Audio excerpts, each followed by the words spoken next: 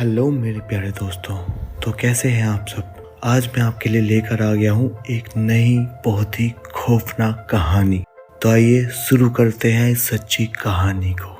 तो ये सच्ची घटना उन दिनों की है जब मैं अपने हॉस्टल में रहता था और मेरा हॉस्टल शिमला के पास एक यूनिवर्सिटी के पास था।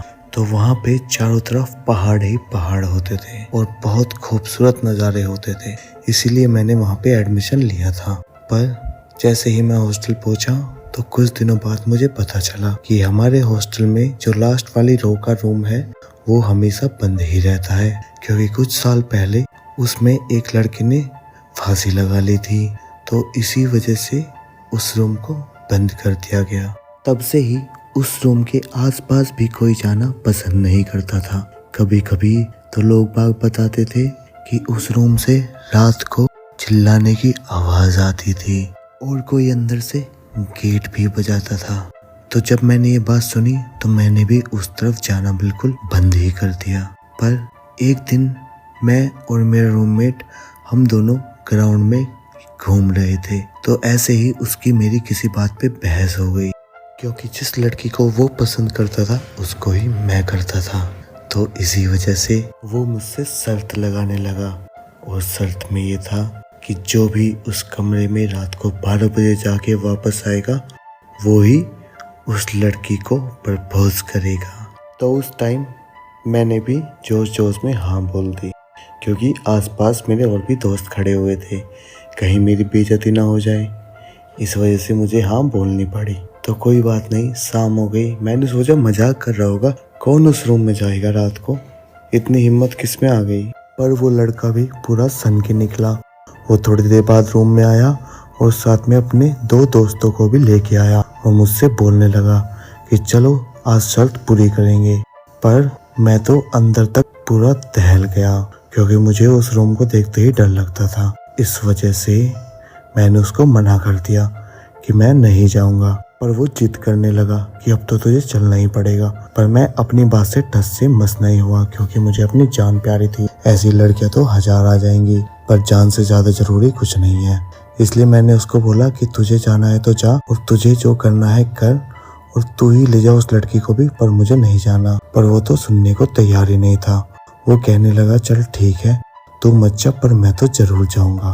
तो हम सब रात के 12 बजे का इंतजार करने लगे और वो बिल्कुल भी नहीं डर रहा था, पर मुझे अंदर से डर सताए जा रहा था। और फिर जैसे ही 11:55 हुए तो वो खड़ा हुआ और मुझे भी उठाने लगा कि चल मैं रूम में जा रहा हूँ।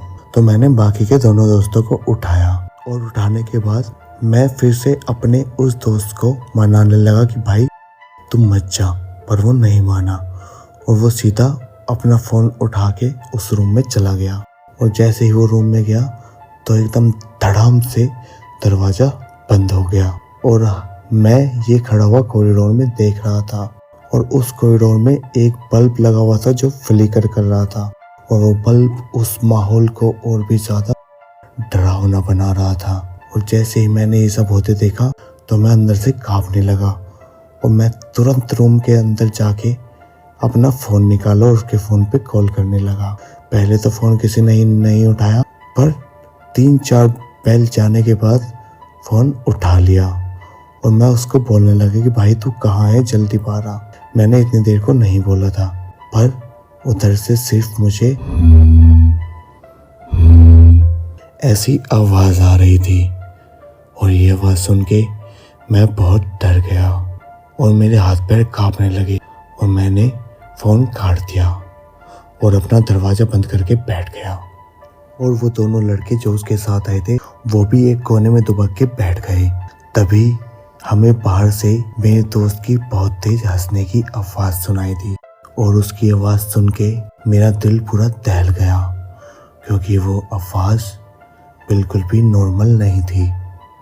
और मैंने जैसे ही अपना दरवाज़ा खोल के बाहर देखा तो मेरी चीख निकल गई, क्योंकि मेरा दोस्त अपने दोनों हाथों पैरों पे चलकर मेरे रूम की तरफ आ रहा था और मैंने ये देखकर चिल्लाने लगा।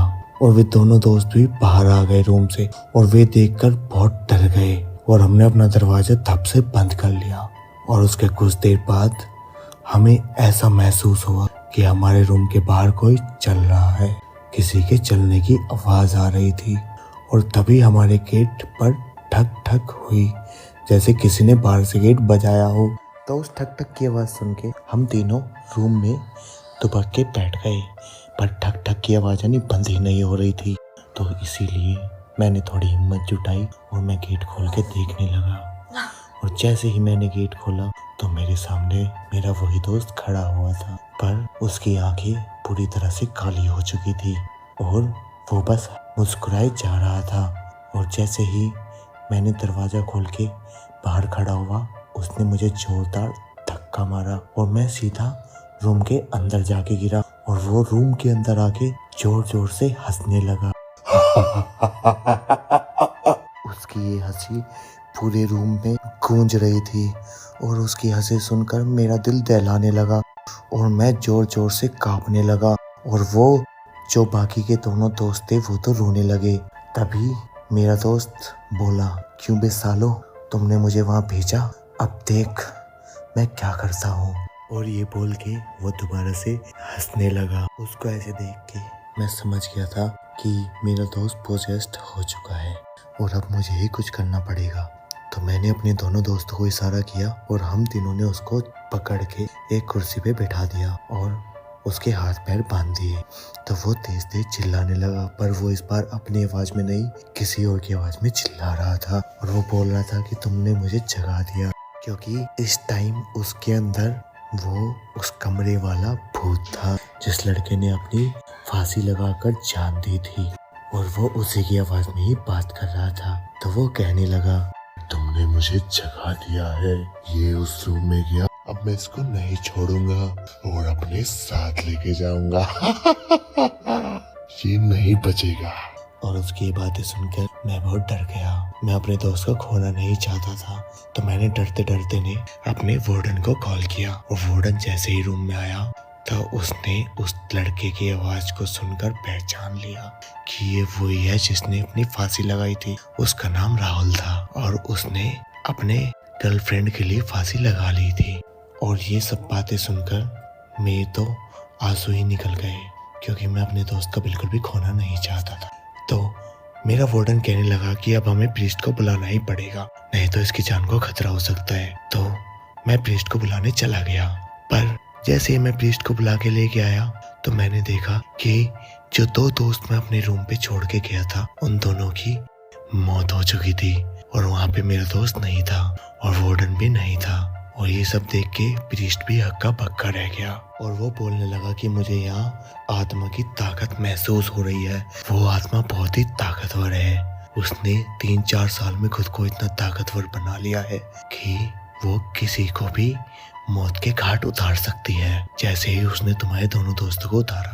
और उसके बाद मुझे बहुत तेज चिल्लाने की आवाज आई और उस आवाज के पीछे मैं दौड़ा चला गया और मेरे पीछे प्रीस्ट भी आ रहे थे। तो जैसे ही मैंने ध्यान से सुना वो आवाज उसी रूम से आ रही थी और मेरा दोस्त बहुत तेज तेज चिल्लाए जा रहा था। तभी मैं उस रूम के गेट के बाहर पहुंचा और मेरे पीछे प्रीस्ट भी आ चुके थे। तो प्रीस्ट ने अपनी जेब से थोड़ा पानी निकाला जो वो अपने साथ लेके आए थे और उसको छींटा मारने लगी गेट के ऊपर। तो उसके अंदर से चिल्लाने की आवाज बंद हो गई और अंदर से गुर्राने की आवाज आने लगी और वो बोलने लगा, यहाँ से निकल जाओ, नहीं तो इसके साथ साथ तुम भी मरोगे। मैं सबको मार दूंगा, मैं सबको मार दूंगा। ये आवाज सुन के तो मैं और भी ज्यादा डर गया और फिर मैं प्रीस्ट को देखने लगा और प्रीस्ट से बोलने लगा कि आप ही कुछ कीजिए। तभी प्रीस्ट ने कुछ मंत्र पढ़ा और वो अपना क्रॉस लेके उस रूम के अंदर जाने लगे। और जैसे ही वो अंदर रूम के अंदर गए तो उन्होंने देखा कि मेरा दोस्त छत से उल्टा चिपका हुआ है और वो मुस्कुरा रहा है। तभी प्रीस्ट अंदर गए, उन्होंने उसको क्रॉस दिखाया तो वो सीधा नीचे आके गिर गया और मैं भी अंदर चला गया। तो प्रीस्ट ने और मैंने उसको जैसे तैसे करके बेड पे लिटाया और वो कुछ पढ़ने लगे और गॉड का नाम लेने लगे। तभी मेरा दोस्त बहुत तेज तेज चिल्लाने लगा और वो आउट ऑफ कंट्रोल हो चुका था। हम दोनों ने उसको बहुत कंट्रोल करने की कोशिश करी पर वो छुड़ा के रूम से भाग गया और रूम से भागता हुआ सीधा 4th फ्लोर से नीचे कूद गया और नीचे कूदते ही उसकी जान निकल गई। जैसे ही मैंने नीचे जाके देखा तो उसकी आंखें अभी भी काली थी, जो कि खुली हुई थी, और नीचे गिरने की वजह से उसका सर पूरा फट चुका था और बहुत सारा खून वहाँ पे बह रहा। वो मेरा बहुत ही अच्छा दोस्त था, पर मेरी एक गलती के कारण और उसकी इतनी बड़ी गलती के कारण उसने अपनी जान से हाथ धो लिया और साथ में 2 दोस्त और चले गए और मेरा वार्डन पागल हो गया। आज जो मेरे कॉलेज में वार्डन था, आज वो रोड पे भीख मांगता है और क्योंकि वो पागल हो गया था। मैंने फिर बहुत सोचा, इन सब में कर तो मैं भी कुछ नहीं सकता था। अगर अपने हाथ में बात होती तो कुछ होता भी, पर अपने हाथ में तो कुछ बात ही नहीं थी। भला भूत के सामने मैं क्या ही कर पाता। पर दोस्तों, मैं आप सबको यही कहूंगा कि ऐसी जगहों पे जाने से बचे। ये बुरी शक्तियाँ हमारे पीछे कहीं से भी कैसे ही पड़ सकती हैं और कुछ भी हो सकता है। मैंने बहुत कुछ अपनी आंखों से होते हुए देखा है।